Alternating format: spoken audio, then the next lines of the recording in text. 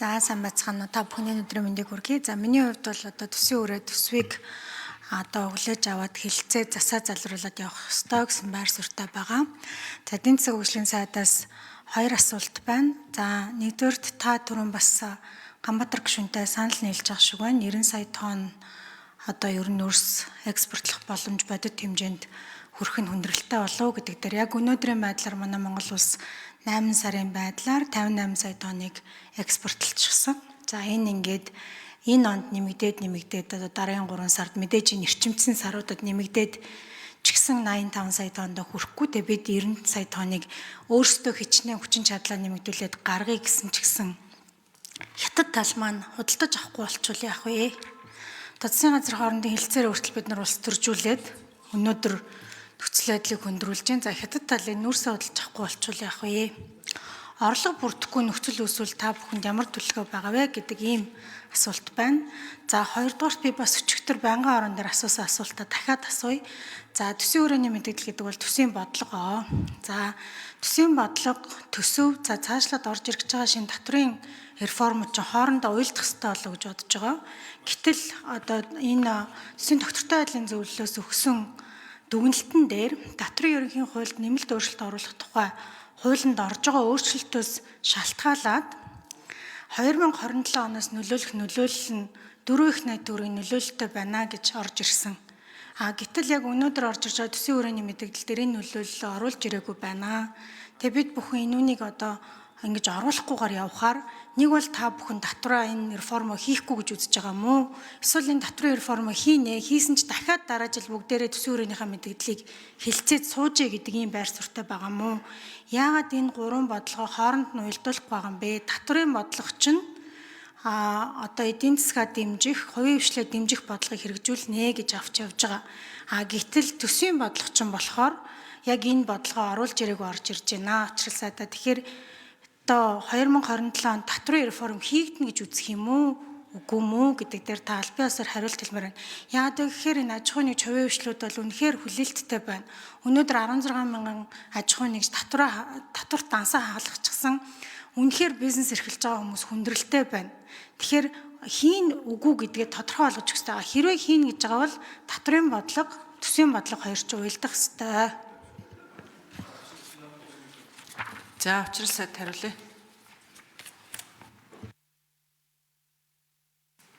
За бид тэр татвараас эхлээ хариулъя. Төсвийн хүрээ энэ төсвийн бодлого бол өөрөө хязгаарыг тогтоож өгж байгааг би хэлсэн. Тэгэхээр яаж энэ татврын багц хууль, татврын реформ хийгдэх орон зайг бий болгосон бэ гэвэл төсвийн тэнцвэржүүлсэн орлого одоо нэрлсэн дотоодын нийт бүтээгдэхүүний харьцааг бид нэр дандаа өндөр байлгаж ирсэн. 2023 онд 33%, 2024 онд 37% нэмэгдсэн шүү дээ. Бүр ямар ч орон зайгүй бий болгож ирсэн. Нэгсэндээ татвараар орлого бүрдүүлж ийн гэсэн үг шүү дээ. Гол орлого. Тэгэхээр бид нэр энэ одоо орон зайг 2026 онд 30.9% болгож оруулж ирсэн. Болгоно гэж. Ингээд 2027, 2028 гэхэд энэ 28% буурал. Энэ нэсэндээ юу гэхээр тэр тэнцвэржүүлсэн орлого нь нэрлсэн дотоодын бүтээгдэхүүнтэйгээ харьцах харьцааны хувь нь 28 хүртэл буурна гэдэг бол энд орон зай байхгүй. Нэгсэндээ төр өөрөө татвараар орлого бүрдүүлэх нь гол асуудал биш болно гэсэн. Энэ орон зайг бий болгож иж татвар реформ хийгдэх гэхээс биш өөр одоо яаж иж орон зай бий болгох вэ? Энэ хүрээндээ бид нар энэ орон зайгаа төсвийн бодлогоороо оруулж ирсэн. Одоо татврын багц хууль, татврын реформ хийгднэ. Татврын реформ бол нэг удаагийн төсвөр хийгдээд өнгөрөх асуудал огт биш. Тэр ойлгомжтой. Тэгээ бидний нэгдүгээр алхам ямар ч байсан энэ тэр харьцааг нь орлого GDP 2-ын харьцааг 28 хүртэл бууруулъя. Ирэх жил 30.9 болгоё. Одоо 37 байгааг. Тэгээ төрийн оролцоог бууруулъя гэж. Ингээд багц хууль гэхээр бараг 4 хуулинд өөрчлөлт орох. Бараг 4 хуулийн дээр. 4 хуулийн дээр өөрчлөлт орно. 2026-аас 2029 онд бол татврын реформуудыг бол шатаратаагаар хийнэ. За ингээд 4 их найдын төсөвт ачаал авж байгаа гэдгээ бол сангийн сайд бас хэлсэн. Та бүхэн бас энэ legal info дээр энэ татврын багц хуулийг танилцж байгаа бах. Бид нар одоо төсөв нөгөө эхний санал хураалт дээр дэмжигдээд ажлын хэсэг шилжсэний дараа татварын хуулийг өргөн мэдүүлнэ. Яа тэгэхээр татварын реформ хийгдэх энэ 4 хууль өөрөө төсөв дагуулад нэмэлт өөрчлөлт маягаар явж болохгүй байхгүй. Энэ бол цогц реформ шинжтэй асуудал учраас.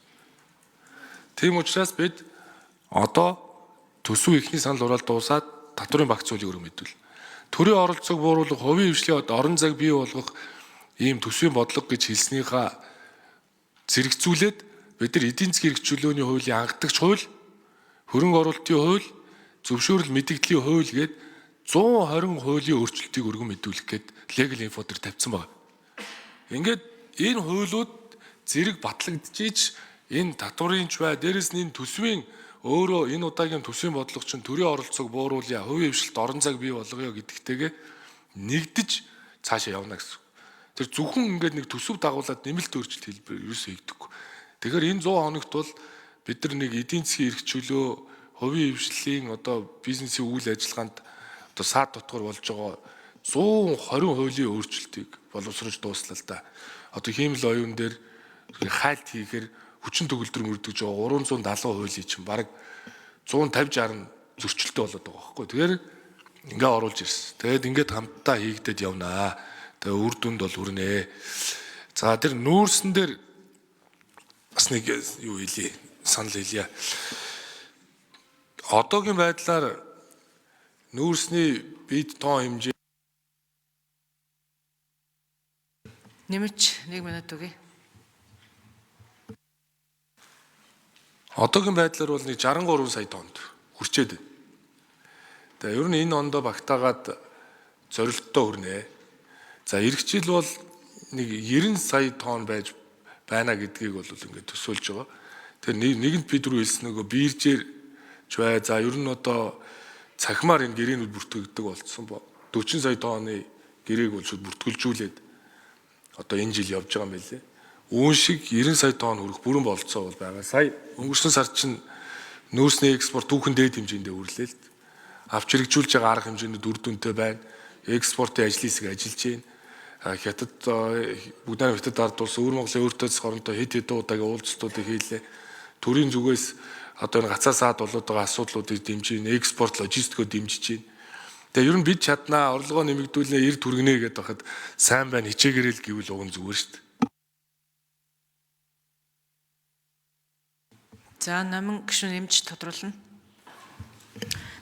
За эдийн засгийн хөгжлийн сайд мэдээж бид нар дэмжиж байгаа, мэдээж болоосоо гэж хүсэж байгаа. Гэхдээ бид бүхэн бас болохгүй зүйлээ төлөвлөж явах хэрэгтэй учраас асуусан юм шүү. За би төсвийн тогтвортой байдлын зөвлөлөөс асуулт байна. Сая эдийн засгийн хөгжлийн сайд бол орон зайгаа төсвөлсөн бодлоготой оруулсан гэд хэлчлээ. Гэтэл та бүхний өгсөн тайлан дээр болохоор засгийн газраас боловсруулсан олон нийтийн санал авч байгаа хууль нь энэ одоо тэнцвэрч энэ хуультай нийцэхгүй байна. Дахиад дээрэс нь одоо төсвийн тэнцлийн тусгай шаардлагуудыг хангахгүй байна гэсэн юм тайлан өгсөн. Тэгэхээр энэ хоёр одоо аль нь бодиттой мэдээлэл вэ? Энэ дээр та бүхэн мэдээлэл хийж өгөөч. За 3 номерын микрофоноос.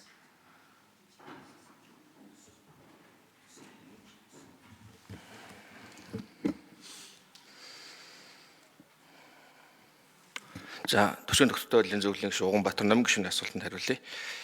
За татварын багц хуулийн татварын шинжилттэй холбоотой зөвлөлийг бол энэ төсвийн хүрээний мэдээлэлд хангалттай тусгаагүй байж болзошгүй байна гэдэг юм дүгнэлт бол манай дүгнэлтийн дотор байгаа.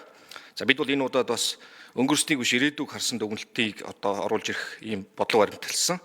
За тухайлбал одоо өргөн баригдсан байгаа төсвийн хүрээний мэдээлэл дээр 27 оны төсвийн төсөөл төсвийн төлөвлөсөн орлогын доод хэмжээ бол 33.7 их 80-аар байгаа. 27 онд. За тэгээ энэ бол дотоодын нийт бүтээгдэхүүнийхээ 29.3% гэж хэлж байгаа боловч дотоодын нийт бүтээгдэхүүн маань өөрөө 105, 6, 7, 8 их 80 хүрэхүүгүй юу гэдэг асуудал бол эргэлзээд агуулдаг байгаа. 102.5 бол жоохон өндөр болов уу гэсэн бид нар төсөөлөлтөй байгаа. Тэгээ дээрээс ерөөд бол 100 орчим байх болов уу гэсэн бодит төсөөлөл байгаа. 100 дээр хэрвээ орлого тал дээр нь 3-4 3 номерын микрофон. гүйцэд хариулъя. Орлого тал дээр нь 3-аас 4 орчим их найдын одоо дутагдал үүсэхээр болвол энэ юу гэсэн үг вэ гэхээр дотоодын бүтээгдэхүүнд төсвийн орлогын эзлэх хувь болвол энд бичсэн 29.3% бол байж болохооргүй, энээс илүү бага байхаар харагдаж байгаа. За орлогын түвшин маань өөрөө бас 33.7 бол хүрэхээргүй ийм дүр зураг бол харагдаж байгаа. Намын гишүүн нэмж тодруулна.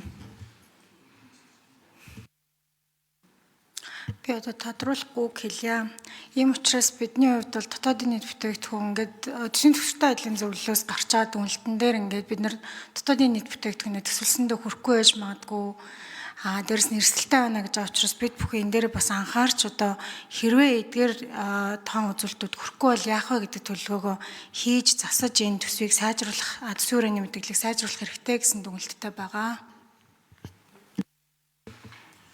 За намын гишүүн үг хэллээ.